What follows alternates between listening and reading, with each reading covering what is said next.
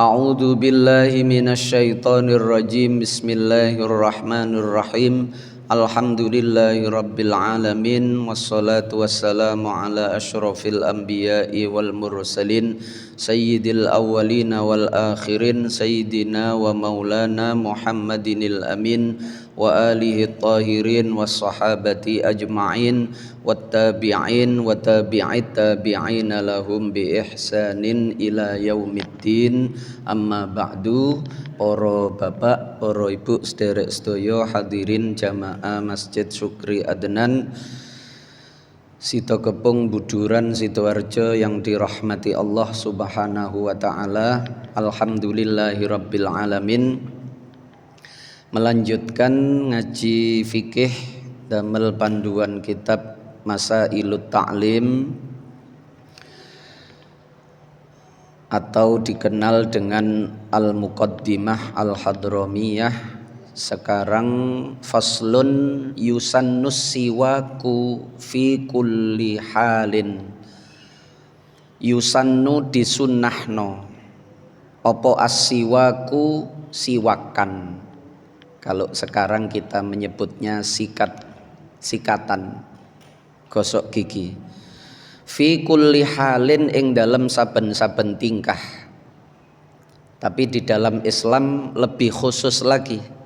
Nggih, tidak harus dikerjakan di kamar mandi. Nggih.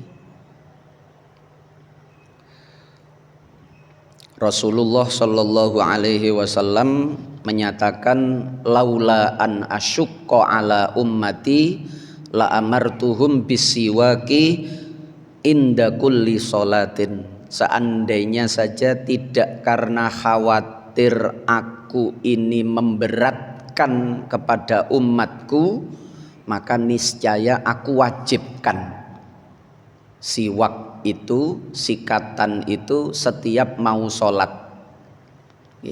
Kalau zaman Rasulullah dulu menggunakan kayu arok, itu yang paling sering.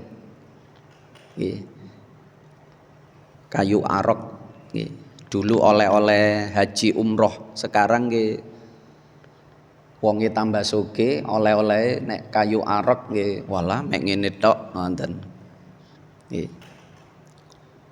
Dan sudah banyak dijual di sini. Online tambah kata. Dalam riwayat yang lain ma'akul liwudu'in, setiap hendak wudu siwakan. Seandainya hendak berat aku wajibkan. Dalam hadis yang lain as-siwaku matharatun lil fami mardhatun lirabbi wa majlatun lil basari. Siwak itu membersihkan mulut, siwak itu menjadikan Allah ridho. Setiap hendak sholat dibersihkan, dibawa kayu arok niku. Dulu Rasulullah pernah menggunakan kayu arok, yang kedua itu nakhl, pelepah kurma, kayunya kurma. Ada lagi yang menambahkan riwayat zaitun, kayunya pohon zaitun. Itu urutan sunnah menggunakan apa ketika siwak niku kayu arok, pelepah kurma, dan mriki angel pelepah kurma. Terus zaitun apalagi. Kemudian semua kayu yang wangi, yang lain bebas pun, kayu-kayu yang lain. Dulu medianya memang kayu. Kalau sekarang dalam fikih itu yang penting alatnya itu kullu khoshinin, segala sesuatu yang sifatnya kasar, yang bisa mengambil kotoran gigi. Ya, sikat gigi itu ada benang-benang senar sing halus niku bisa juga untuk dimasukkan kullu khoshinin. Sehingga itu juga sunnah. Itu juga sunnah. Walaupun Kanjeng Nabi tidak menggunakan sikat gigi. Tapi tidak bisa disebut bid'ah. Siwak ini termasuk ibadah, sunnah hukumnya, karena masuk kategori kullu khoshinin. Dalam hadis yang lain beliau mengatakan rakaatani bisiwakin khairun min sab'ina rakaatan bi ghairi siwak. 2 rakaat dengan siwak sebelumnya, sebelum takbiratul ihram, itu lebih utama dibandingkan 70 rakaat. 70 rakaat niku berarti 35 salaman. 35 kali salam. 2 rakaat itu lebih baik, lebih utama dibandingkan 70 rakaat bi ghairi siwakin, tanpa siwak. Karena dengan siwak itu mardhatun lirabb tadi, menjadikan Allah itu ridho, bersih. Gusti Allah itu senang. An-nadhafah minal iman. Wa mahlatun lil basar tadi kurang. Wa majlatun lil basar, menjadikan pandangan itu terang. Tidak gampang sakit mata, tidak gampang ada gangguan terhadap mata, pandangannya tetap jelas. Dalam hadis yang lain, fadlus sholati bis siwaki ala sholati bi ghairi siwaki sab'ina di'fan, mirip dengan yang sebelumnya tadi. Keutamaan sholat dengan siwak dibandingkan sholat tanpa siwak itu 70 kali lipat. Sampun. Siwak itu sunnah fi kulli halin, ing dalam saben-saben tingkah kapanpun. Tapi kalau kita membiasakan sesuai petunjuk dokter itu bangun tidur, dan sebelum tidur itu malah yang penting. Sebelum tidur, supaya ketika tidur kotoran-kotoran yang ada di mulut itu bersih. Sebab orang tidur itu ketika di mulutnya terdapat kotoran, niku kotorannya bisa membusuk lalu merusak gigi. Apalagi orang tidur itu hawanya panas, sehingga cepat membusuk. Nah, itu nek cara kesehatan sebelum tidur itu yang paling utama. Tapi yang sesudah tidur atau yang lain itu untuk hubungan dengan manusia, supaya tidak polusi udara, bul ngonten misalnya. Wa yata'akkadu lan dadi kokoh, karena ada hadis tadi sunnahnya menjadi muakkad lil wudu'i was sholati, krono wudu krono solat. Karena ada hadisnya tadi, riwayat inda kulli sholatin, dalam riwayat yang lain ma'akulli wudu'in, sehingga 2 hal itu menjadi kokoh karena dikuatkan oleh hadis. Nah niku ulama niku menjelaskan sesuatu itu tidak pernah lepas dari Al-Quran dan hadis, meskipun tanpa menyebutkan qala Allahu ta'ala, qala Rasulullah sallallahu alaihi wasallam. Tapi setiap ucapan, setiap keterangan, bahkan perilaku beliau itu, sikap, tindak, laku itu akan selalu disesuaikan dengan ilmu yang bersumber dari Al-Quran dan hadis. Kalau tidak begitu ya pasti bukan ulama. Semau-maunya, semua ada landasannya.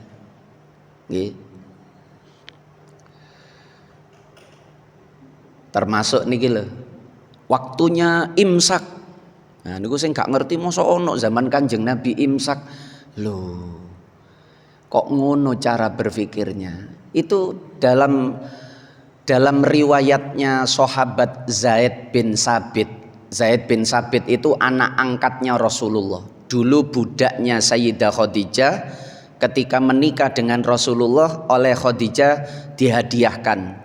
Nabi tidak butuh budak, Nabi tidak senang dengan perbudakan. Zaid bin Harisah dimerdekakan. Tidak cuma dimerdekakan, diambil anak angkat. Zaid bin Harisah itu cerita, tasahharna ma'a Rasulillah sallallahu alaihi wasallam. Kami sahur bersama Nabi. Summas sholatu, kemudian kami sholat. Mari wa bainal adzan was sahur, antara adzan dan sahur itu qadru qiraati khamsina ayah, kadar 50 ayat. Lah 50 ayat niki lho waktunya imsak niku. Nggih. Jadi beliau sahur itu mboten mepet jange adzan mboten. Dulu zaman Rasulullah itu adzannya dua. Yang pertama Bilal. Bilal itu adzannya malam. Nggih. Bilal itu yu'adzinu Bilal bilailin. Nanti yang adzan subuh itu Abdullah bin Ummi Maktum. Nggih. Abdullah bin Ummi Maktum. Nggih. Makanya Bilal itu nambahi as-sholatu khairum minan naum itu karena untuk membangunkan orang tidur. Oke. Tapi sekarang as-sholatu khairum minan naum dipakai ketika adzan subuh. Oke. Enggak apa-apa. Tapi Bilal dulu ketika malam. Oke. Kalau subuh as-sholatu khairum minan naum orangnya masih tidur kaget mendengar itu. Apalagi kalau antara qomat dengan sholat itu cepat. Nek ten Masjid Sukri adanan ini sedengan lah, 10 menit itu sedeng. Kalau dulu kan menunggu jamaahnya, sampai jamaahnya datang kira-kira cukup baru dikomati. Kalau sekarang sudah enak, ada kesepakatan.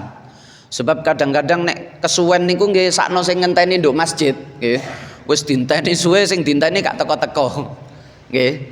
Wis percuma dinteni akhirnya dibatasi. Nah niku ngoten. Itu jarak 50 itu.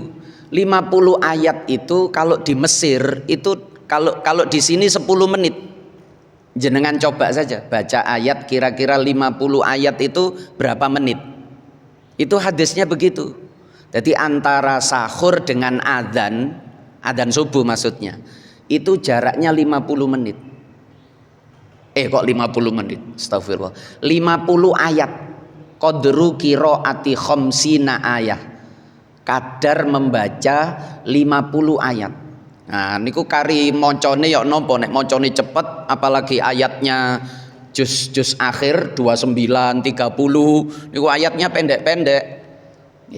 Kalau di Mesir itu 20 menit, Pak. Ten Mesir itu jadwal sholat. Itu antara imsak dengan subuh itu 20 menit. Dan itu Rasulullah sudah berhenti. Ketika adzan subuh jangan coba-coba makan. Samangke enten pendapat yang wis oleh selama si adzan niku oleh baru dimulai setelah selesai adzan. Lah, adzan sekarang itu bareng dengan terbitnya fajar. Sementara sholat itu di Al-Quran itu wakulu washrobu hatta yatabayyana lakumul khaytul abyadu minal khayt hatta yatabayyana lakumul khaytul abyadu minal khaytil aswadi minal fajr.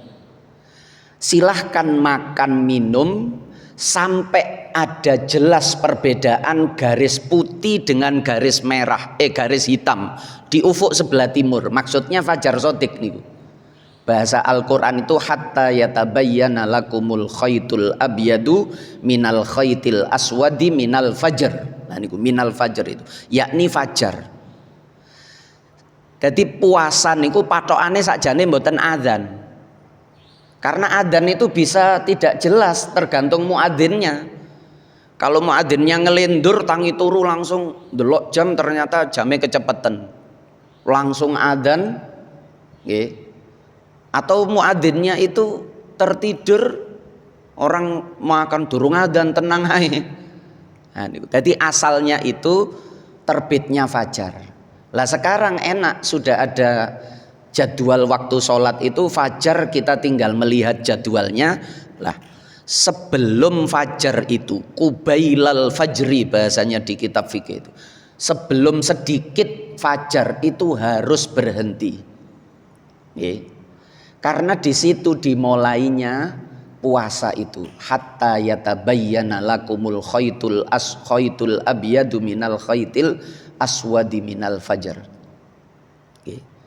minal fajr itu dimulainya di situ. Sebelum itu silahkan wakulu wasrobu. Lah imsak itu maknanya kan menahan, waktunya menahan, maksudnya berhenti. Itu sifatnya sunnah, boten wajib juga. Nggih. Artinya kalau panjenengan masih makan, masih minum itu belum termasuk yang haram, belum termasuk yang membatalkan puasa.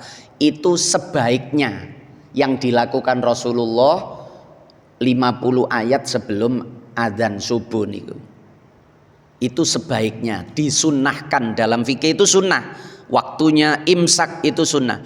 Artinya kalau panjenengan justru waktunya imsak niku sik tas ngelilir, nggih. Nggih panjenengan masih bisa makan itu, minum itu masih bisa. Tapi jangan ambil porsi yang banyak, engko waktune gak nututi, mubazir mangke. Sak omah poso kabeh, begitu mau adzan makanan masih banyak. Nggih yang ringan-ringan saja. Teh manis, kurma niku membantu untuk tenaga ketika puasa. Nggih. Lah 10 menit itu kalau dalam ilmu hisab, falak dan hisab itu miliknya dua. Yang 5 itu ikhtiyatnya malam, jadi itu bagian dari berhati-hati. Nggih. Berhati-hati, ikhtiyat. Yang 5 menit itu miliknya malam, yang 5 menit itu miliknya subuh, fajar. Sehingga kalau masih 5 menit yang pertama niku sangat-sangat aman. Tapi kalau sudah memasuki 5 menit menjelang subuh itu lebih rawan. Nggih. Sebisa mungkin kalau bisa nggih benar-benar berhentilah, meskipun belum wajib. Wajib itu kalau fajar itu waktunya sholat subuh niku. Di jam itu jadwal sholat jenengan tingali di jadwal sholat itu nggih. Di Kemenak itu mengeluarkan juga. Nggih.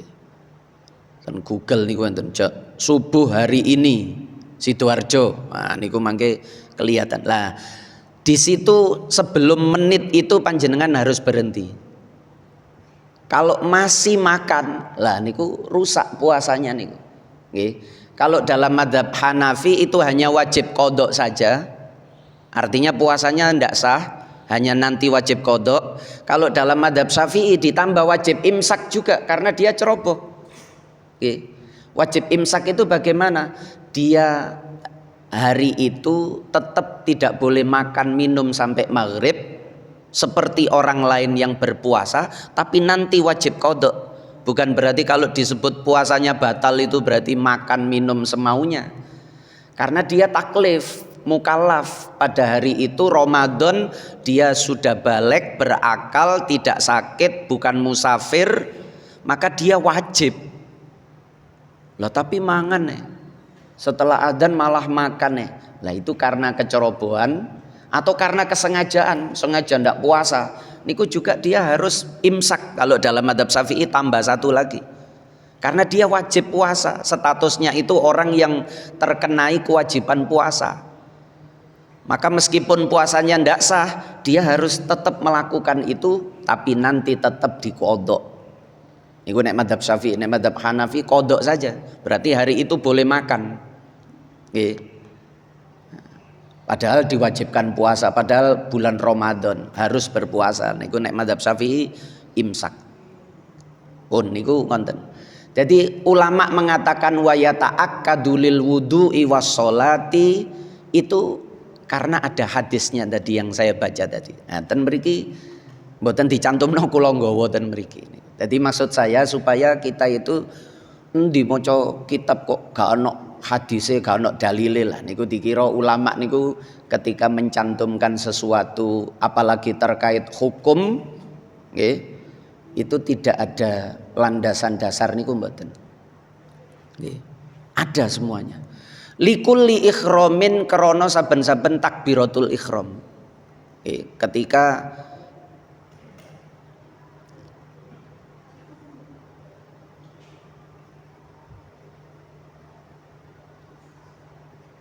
ketika hendak takbiratul ihram, baik sholat fardu maupun sholat sunnah. Wa iradati qiraatil Quran, dan ketika hendak sunnah juga nih. Ketika hendak membaca Al-Qur'an, siwakan.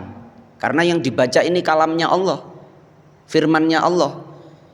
Kita jangan sampai mengotorinya dengan aroma bau mulut kita. Oke. Diwangikan, dibersihkan, karena yang mau kita baca itu kitab suci. Nah niku sunnah. Oke.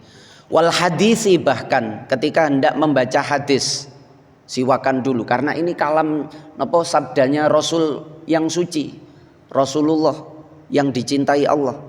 Nggih. Wa dzikri, lan hendak zikir, mau menyebut nama Allah. Wasfiroril asnani, lan nalikane kuninge piro-piro untu, nah, supaya bersih. Wa dukhulil baiti, lan mau masuk rumah, niku juga sunnah siwakan, supaya orang di dalam rumah itu tidak kita sakiti keluarga kita sendiri. Nang jobo diwangi-wangi, nang jero omah nggih. Biasane ngonten kan, kita itu sebaliknya nggih.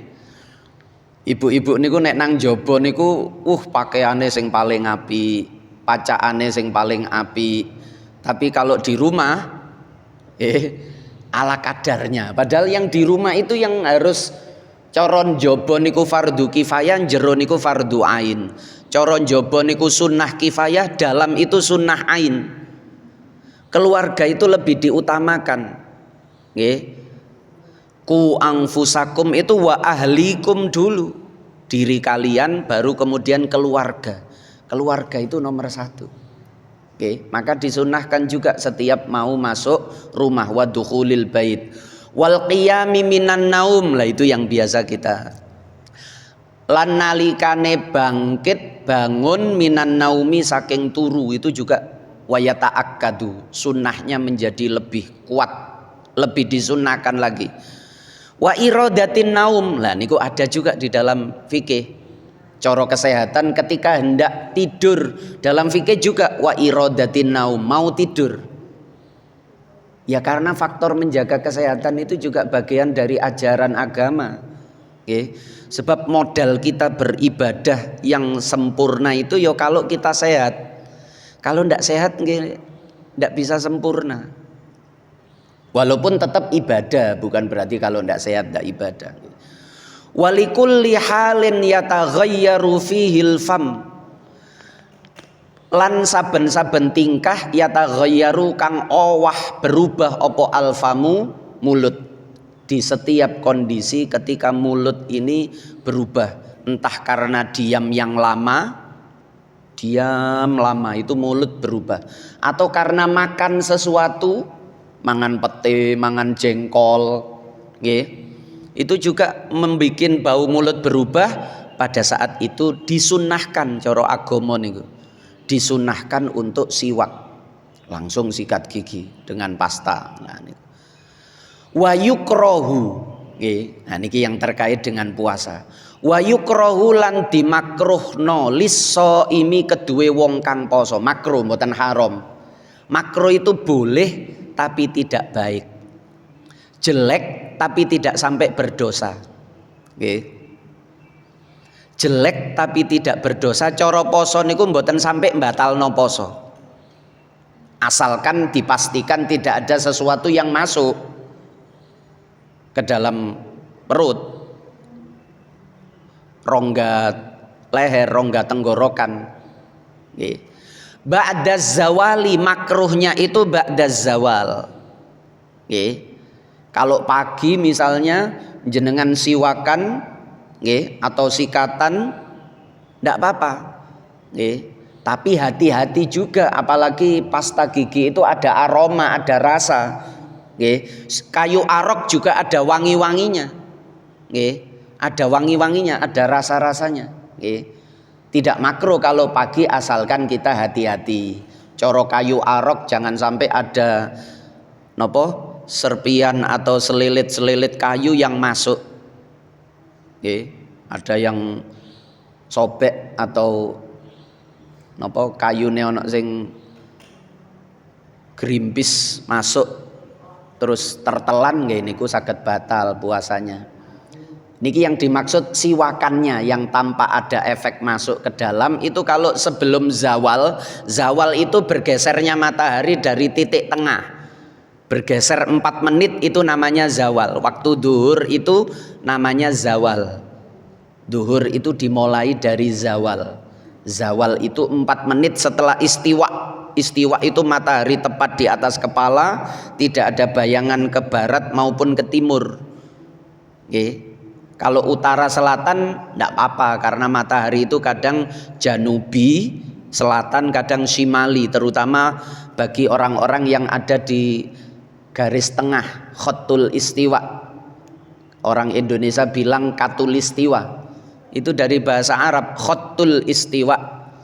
Orang Indonesia menyebutnya katulistiwa. Katul itu khotul, katulistiwa. Istiwa itu nggih istiwa. Khotul istiwa. Nah, itu yang di khotul istiwa itu bisa menyaksikan matahari kadang-kadang di selatan, kadang-kadang di utara. Pun wayahsulu lah niki kan. Oke. Jadi kalau sesudah duhur itu dimakruhkan. Makruhnya itu 2. Oke.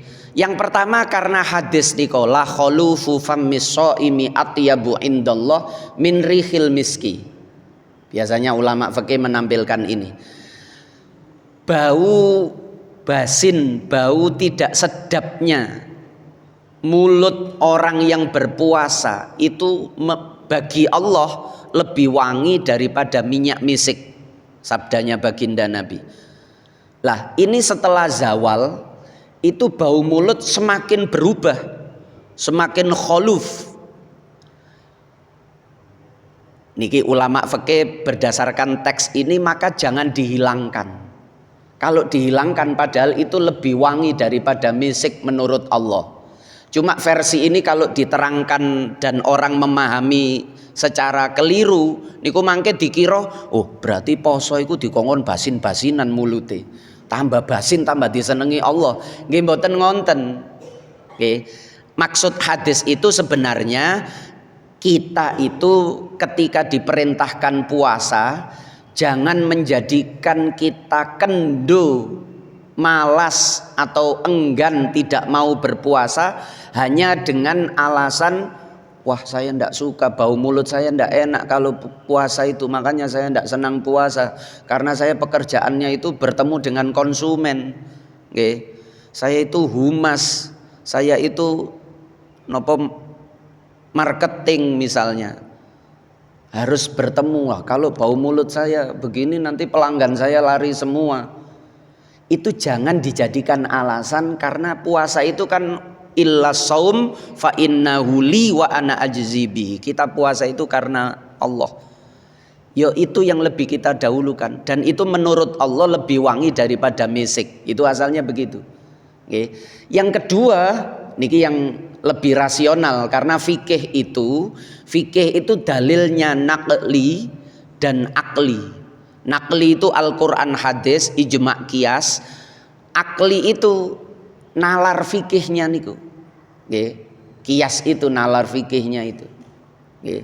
Lah, nalar fikihnya itu begini, kenapa ba'da zawal? Iya, karena ba'da zawal itu kondisi tubuh bagi orang yang puasa itu lebih merasakan haus. Tambah siang tambah sore niku hausnya semakin hebat. Lah kalau dirangsang dengan aroma-aroma termasuk kayu siwak, nggih, atau apalagi pasta gigi, nggih, yang ada isis bau rasa, nggih, itu respon mulut itu kuat sehingga dia itu dikhawatirkan, makanya makruh, dikhawatirkan nanti tertelan, nanti masuk disesep, enak. Nah, dikhawatirkan, tapi dikhawatirkan itu yang menjadi makruh. Tapi kalau diyakini akan masuk, lah nek niku haram, ndak boleh dilakukan, merusak ibadah puasa itu haram. Nggih. Jadi makruh itu karena dikhawatirkan. Tapi kalau pasti nanti masuk, Yang pasti itu misalnya begini, panjenengan berkumur niku kan sunnah ketika wudu. Nggih. Tapi kalau puasa berkumurnya itu yo kalau dihindari lebih baik. Wong atase sunnah, asar-asar mau sholat wudu berkumur. Ya itu boleh, tapi berkumurnya sebentar saja sambil ndingkluk, menundukkan kepala ke bawah. Jangan malah puasa wudu berkumur. Loh, berkumur kan sunnah. Berkumurnya niku model koyok wong gak poso ndangak. Lah niku yo bahaya niku. Niku bisa batal puasanya. Nggih. Karena sambil ndangak niku yo nantang niku jenenge. Padha karo bek ono sing mlebu lak lumayan, lho malah ngarep-ngarep mlebu. Nggih. Itu batal puasanya karena ngonten niku nek iso dipastikan ono sing mlebu wong ndangake. Klek lah niki kan buka nutup niki. Rongga tenggorokan apa kerongkongan sing buat makan niku. Nggih. Nggih, satunya buat, tapi bisa masuk dua-duanya nggih kalau minuman nggih. Nah, niku itu bisa batal wudunya. Maka jangan umpama tidak berkumur itu lebih baik. Sebab kita meninggalkan sunnah tapi kita menjaga yang fardu puasa. Nggih. Jadi memahami sesuatu itu makanya ada hukum wajib, sunnah, mubah, makruh, haram itu supaya kita kalau berhadapan dua hal yang berbeda dari 5 hukum ini itu kita mana yang harus kita dahulukan. Ya wajib pasti lebih didahulukan daripada sunnah. Kalau sunnah dengan mubah ya sunnah yang harus kita dahulukan daripada mubah. Mubah dengan makruh, ya kita milih mubah daripada makruh. Makruh dengan haram, ya kita lebih, kalau dalam keadaan tertentu ya kita lebih baik makruh daripada haram. Nah niku begitu. Puasa ini fardu, puasa Ramadan. Berkumur itu sunnah. Jangan belani berkumur yang menyebabkan rusaknya fardu puasa. Nah niku ngonten. Wa yahsulu bikulli khosinin wau. Hasil siwak itu dengan segala sesuatu yang kasar. Nggih. Misalnya sebagian orang itu karena lupa atau tidak biasa akhirnya dia pakai ujung sarungnya bagian dalam atau lengan baju. Itu kadang kita lihat, nah itu boleh masuk dalam kesunahan siwak karena termasuk kulli khosinin. Segala sesuatu yang kasar. Illa usbu ahu, kecuali jari-jari tangannya. Misalnya ngapunten orang yang pekerjaannya pegang batu, kuli-kuli niku tangannya niku kan kasar-kasar nggih. Karena keras pekerjaannya niku. Nggih. Tapi niku dicintai Rasulullah nggih. Tangan sing keras niku dicintai Rasulullah. Kasar niku. Itu kasare tangan itu tidak termasuk alat yang bisa disebut siwak. Karena bagian dari tubuhnya sendiri, alat itu sesuatu yang di luar tubuhnya. Nah, niki nalar fikihnya ulama. Karena disebut alat itu kalau sesuatu yang lain. Nek contohnya saking Kanjeng Nabi nggak ada hadis riwayat siwakan gawe jari. Tapi kalau melihat fungsi tujuan itu hasil bisa. Makanya ada sebagian ulama meskipun jarinya sendiri itu boleh, tapi nek ten mriki tidak termasuk itu karena nalar fikihnya adalah karena tangannya sendiri itu bukan alat. Kalau tangannya orang lain lah nggih gak mungkin nah nggih. Sebab ya wong liya gak gelem salaman mau tapi kalau tangannya sik nyelang tangan semen kasar yo tak gawe siwakan. Nah, walaupun suaminya nggih, Mas aku tangan sampean kasar tak gawe siwakan ini. Ya niku ya Mas ya niku ya wah gila nih. Wal aroku aula, kayu arok itu lebih diutamakan. Summan nakhlu nuli kurma niku, kayune kurma niku. Karena dua-duanya ini ada riwayat. Yang zaitun itu menurut satu riwayat yang lain yang diragukan niku, atau karena zaitun itu disebutkan di Al-Qur'an. Nggih. Maka bisa dipakai. Nggih. Tapi yang dua ini ada dalam hadisnya. Pakai arok, kayu arok, atau pakai pelepah kurma, kayu kurma. Wa yustahabbu ayyastaka biyabisin. Sunnah lagi ketika siwak itu dengan sesuatu yang kering, supaya bisa mengambil, meresap. Oh mboten, ayyastaka biyabisin disunahkan opo nadyun bil ma'i. Malah disunahkan untuk dibasahi dengan air. Kalau kayunya itu kering, kebalik keterangannya. Kalau kayunya itu kering, maka sebelum kayu arok tadi loh. Orang sikat gigi juga begitu biasanya. Habis dikasih pasta gigi, niku dicelup nduk air atau disiram ngonten supaya basah. Itu sunnahnya begitu. Dibasahi supaya tidak menyakiti. Kalau tidak ada air, biasanya ulama itu menyarankan kayu arok itu dimut terlebih dahulu, dibasahi dengan ludahnya sendiri. Setelah dimut ada basah kayu arok itu, baru kemudian dipakai. Wa yastaku ardon illa fil lisan, dan disunahkan bersiwak itu ardon, malang, melintang. Melintang itu kalau kita kesehatan niku nek dokter-dokter niku atas bawah ngenten. Tapi kalau bahasa melintang itu biasanya dari sisi lebar. Kalau tulan itu dari sisi panjang. Lawannya itu ardon, cara wudu niku ardonnya itu ke sini. Tulan itu yang ke sini.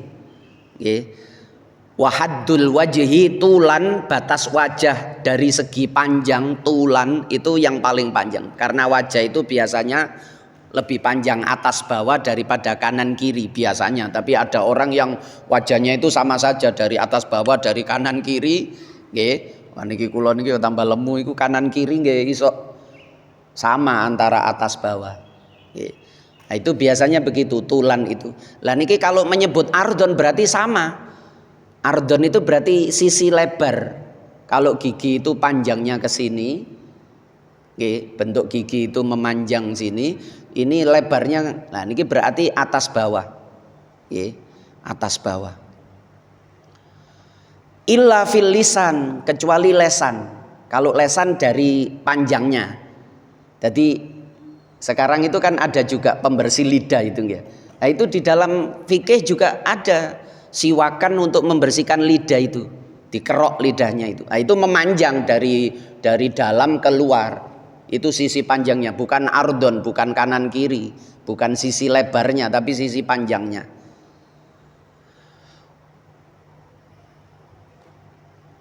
Wa ayyudhina ghibban.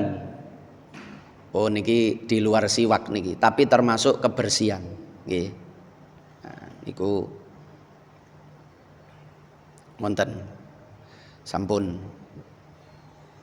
Al-Fatihah.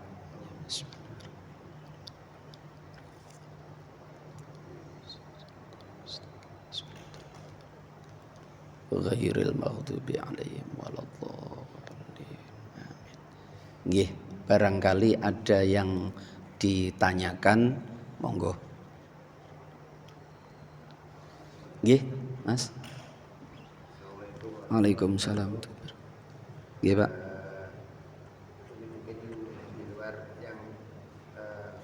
Nggih, mboten napa. Ini terkait salat syuruk. Syuruk, nggih. Isyraq, kadang syuruk, kadang isyraq, nggih. Jadi syarat-syaratnya melakukan salat syuruk itu kan saya pernah dengar apa mungkin Nggih. dari Ustaz. Nggih. Jadi ibu menjelaskan untuk salat syuruk begitu salat subuh itu tidak beranjak, tidak boleh beranjak dari tempat salat subuh hingga saat subuh. Nggih, sunnahnya. Nggih, sunnah mboten wajib. Nggih. Nggih. Ada yang mengatakan juga bahwa tidak boleh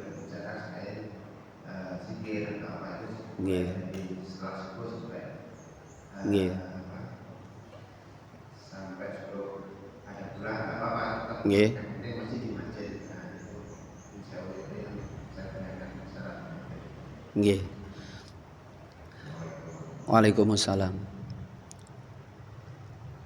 Itu ada hadisnya, itu fadilahnya fakaan nama napa nika haji umroh tamatan sampai 3 kali Rasulullah. Jadi siapa yang sesudah sholat subuh kemudian dia tidak berpindah dari tempat duduknya, redaksi hadis ini ngoten, tidak berpindah dari tempat duduknya sampai kemudian terbit fajar. Nggih, hadis ini ceritanya fajar. Kemudian dilanjutkan kemudian tapi pakai summa, nggih. Kemudian summa itu ada jeda waktu yang lama. Kemudian dia sholat 2 rakaat, maka dia seperti orang yang haji dan umroh sempurna. Nah niku nek gak duwe dhuwit gak iso haji, gak iso umroh nggih niku mawon. Tapi niku sunnah mboten wajib. Artinya panjenengan tidak melakukan itu mboten dosa. Nggih. Lah tidak berubah dari tempat duduknya itu ulama bermacam-macam. Ada yang dalam posisi tahiyat akhir niku sing paling ekstrim, paling berat. Jadi posisinya seperti tahiyat akhir, seperti mengakhiri sholat ngenten ya berarti sampai nanti mau sholat di sholat isyraq atau syuruk itu dia posisi duduknya tidak berubah. Nggih. Ada lagi yang maksudnya itu dia tidak keluar dari corondok masjid ngoten, tidak keluar dari masjid. Kalau berpindah tempat misalnya, ya berpindah tempat misalnya karena misalnya desean nggih. Waduh pepet-pepetan gak nyaman iki. Terus pindah cari tempat yang lebih supaya zikirnya bisa khusyuk. Itu bisa diisi dengan zikir, bisa diisi dengan membaca Al-Qur'an. Nggih. Niku sunnah, nggih, sunnah. Selama masih di dalam masjid, ini pendapat yang kedua para ulama. Tidak berubah tempat duduknya itu, ya tempat duduk di dalam dia duduk di masjid, ya dia tidak pindah di masjid. Kalau duduknya itu di musola rumah, ya dia tidak keluar dari musola rumah, nggih. Sampai dia nanti masuk ke sholat syuruk atau isyraq itu. Lah. Sholat syuruk isyraq itu ketika matahari sudah muncul dan matahari sudah naik qadra rumhin, 1 tombak, 1 tongkat. Karena sholat itu setelah subuh dilarang, setelah subuh sampai matahari terbit sampai matahari naik.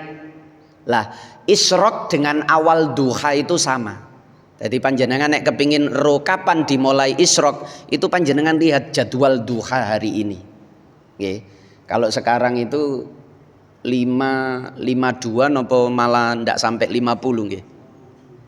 57. Nah niku ada nggih. Napa tulisannya napa duha. Lah niku. Nah itu. Itu dimulainya isyraq. Jadi duha awal itu isyraq. Duha yang sebenarnya duha yang sebenarnya itu nanti setelah matahari agak naik, agak naik. Semakin agak naik niku semakin duha namanya. Jadi awal duha itu isyraq, akhir duha itu sebelum istiwa. Jadi sholat duha itu bisa dikerjakan dari mulai isyraq itu awal duha. Biasanya sholat id. Nah besok niku sholat id. Sholat id itu kapan boleh dikerjakan? Ya setelah masuknya waktu duha ini, tidak boleh sebelumnya. Nggih. Karena sholat sunnah itu baru boleh dikerjakan setelah hilangnya keharaman atau makruh tahrim. Jadi sholat di waktu yang dilarang itu ada yang menyebutkan 5, ada yang menyebutkan 3. Kalau 5 itu diperinci, kalau 3 itu digabung. Yaitu kalau 5 itu setelah subuh sampai matahari terbit, setelah matahari terbit sampai matahari naik 1 tombak, yang ketiga itu ketika istiwa matahari tepat di atas kepala sampai 4 menit kemudian zawal datang waktu duhur itu. Kemudian yang keempat itu setelah kita sholat asar sampai matahari berwarna kuning. Kemudian yang kelima dari mulai matahari berwarna kuning. Tadi ini karena gandeng biasanya disebut 3. Matahari berwarna kuning sampai matahari terbenam. Itu ada yang menyebut sholat sunnah di situ, tapi tidak semua sholat sunnah. Sholat sunnah yang bukan memiliki waktu khusus atau bukan memiliki sebab yang mutakodim atau mukorin, sebab mendahului, sebab menyertai, itu tidak apa-apa. Contohnya sholat gerhana, pagi-pagi ba'da subuh ada gerhana bulan. Bulan masih nampak dalam keadaan gerhana, misalnya saja terjadi, misalnya itu. Kemudian sholat sunnah gerhana, sholat sunnah gerhana, sholat khusuf itu masih sunnah walaupun ba'da sholat subuh. Sore-sore setelah sholat asar terjadi gerhana matahari, itu juga disunahkan sholat sunnah gerhana. Lo kan tidak boleh sholat sunnah setelah sholat asar. Itu bagi sholat yang tidak ada sebab atau sebabnya itu mutaakhir, seperti sholat hajat. Itu hajatnya masih 1 bulan yang akan datang. Jangan mantu sholat hajatnya sak mangke, muka-muka paringi lancar. Nah, itu tidak boleh ba'da subuh, tidak boleh ba'da asar. Termasuk sholat qobliyah ba'diyah itu. Nah, makanya ndak ada ba'diyah subuh, ndak ada ba'diyah asar. Nah, baru jenengan mulai itu kalau sudah syuruk. Syuruk itu bukan tuluk. Jadi jadwal sholat itu sebenarnya, tapi kadang-kadang wong sing gawe jam niki kadang nggak ngerti ngaji ya. Jadi jadwal sholat itu kalau tertulis yang urut itu 1 imsak 10 menit sebelum adzan. Kemudian subuh, yaitu 10 menit setelah imsak. Kemudian tuluk. Lah tuluk ini tanda habisnya waktu sholat subuh. Tuluk. Nah ini kok sebelumnya duha tadi ya. Oh, terbit sama tuluk itu sama. Terbit itu bahasa Indonesia, tuluk itu bahasa Arab. Terbit, tuluk itu sama. Kemudian baru duha. Jadi ada imsak, subuh, tuluk atau terbit, kemudian duha. Lah duha ini sama dengan isyrok. Jadi bukan terbit itu. Terbit itu bukan isyrok. Isyrok itu maknanya matahari itu mencorong. Syaroko pakai kof. Syaroko, isyrok, syuruk, masyriqi wal maghrib. Masyrik itu tempat matahari bersinar. Maghrib tempat matahari terbenam. Lah, masyrik itu, syuruk itu matahari sudah bersinar. Lah bersinar itu matahari agak naik. Kalau baru muncul itu belum bersinar. Namanya tuluk, muncul, terbit. Nah, niku ngoten dados jenengan nek kepingin salat isyraq, wah berarti lak suwe nggih. Itu sebabnya beberapa ulama kita itu kados nek kula contohno Mbah Yai Maimun Zubair itu salat subuhnya agak akhir, Pak. Kalau di banyak tempat mayoritas itu subuhnya nggih awal, begitu fajar sodik jadwal sholat subuh sudah masuk, semua masjid musola itu adzan serentak. Gini ku baik, tapi bagi yang mengerjakan seperti amalan sing panjenengan maksudno itu akan sangat berat. Mari subuh ngenteni terbit niku pinten jam nih? Enten sak jam? Adanya. Mari ngonten dari terbit itu katakanlah 20 menit atau 15 menit menuju isyraq. Nah niku lama. Mulane Mbah Yai Maimun Zubair niku nggih. Itu kalau salat subuh niku rodok mepet-mepet terbit. Nggih. Sama dengan yang mengarang Simtud Duror itu Maulid Al-Habsyi itu dalam biografinya saya baca di Tazkirun Nas itu beliau juga seneng yang salat subuh itu agak hampir terbit fajar ngoten niku. Itu nanti supaya wiritannya dilu nggih. Saya itu sampai pernah gini ketika sholat subuh di musolanya Pondok Al Anwar Mbah Yai Maimun itu. Karena saya merasa iki gak wis muncul lah, wis koyo ngenten iki lho, kurang titik. Ngenten wis padang. Tapi wis padang betul niku. Iki matahari gak muncul lagi. Subuh niyamin iki Yai Maimun. Akhirnya saya sholat milih yang dekat dengan pintu keluar yang belakang yang pojok itu. Nggih. Biasanya tempat keluar masuknya santri yang sisi utara nih. Saya sholat di pas pintu nih. Nggih. Begitu Mbak Yai Maimun itu salam, saya langsung lari ke tepi pantai. Kan pondoknya dengan laut niku ndak ada 200 meter. Nggih. Ndak ada 200 meter. Nek jenengan enten sing alumni sarang niku kan semerap. Niku kula lari, Pak. Lari, matahari ternyata belum terbit. Kula hitung 4 menit kemudian baru terbit. Jadi cuma 4 menit sebelum matahari terbit niku sholatnya diselesaikan. Nah niku nggih sangat ringan, setelah salam kemudian duduk sebentar matahari terbit, duduk sebentar lagi isyraq, langsung sholat. Lah niku dapat fadilahnya koyok haji umroh tamatan niku ngonten. Tapi kalau seperti kita panjenengan ten masjid-masjid ten pundi-pundi niku dari awal subuh sowe ngenteni matahari terbit niku sampai napa malih melok sing pendapat pertama tadi kakinya ndak boleh dirubah. Wah niku iso asam urate kambuh niku. Nggih. Nah niku sunnah itu nggih kalau bisa dikerjakan istimewa. Kalau tidak berdosa. Nggih. Nah niku ngoten nggih. Nggih, sampun.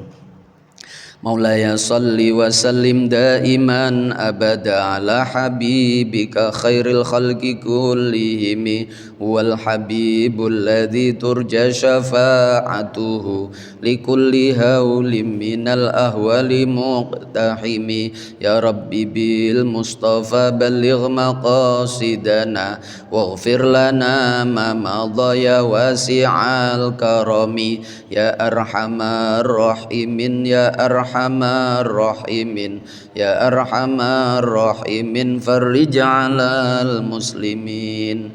Kita tutup dengan kafaratul majlis. Subhanakallahumma wa bihamdika asyhadu an la ilaha illa anta astaghfiruka wa atubu ilaik. Wassalamualaikum warahmatullahi wabarakatuh.